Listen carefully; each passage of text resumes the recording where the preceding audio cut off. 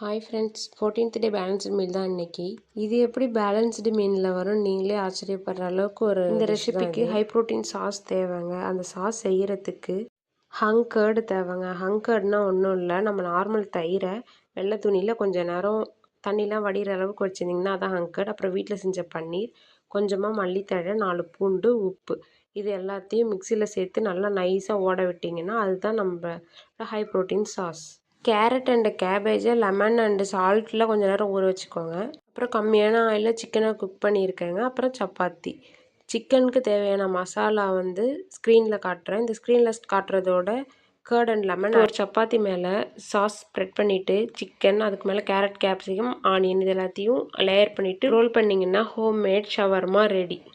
ஸ்க்ரீனில் தெரிகிற இந்த மைக்ரோ நியூட்ரியன்ஸ் எல்லாம் பர் 1 ஷவர்மாவுக்கு நமக்கு கிடைக்குதுங்க. இப்போ சொல்லுங்கள், இது பேலன்ஸ்டு மீலா இல்லையா?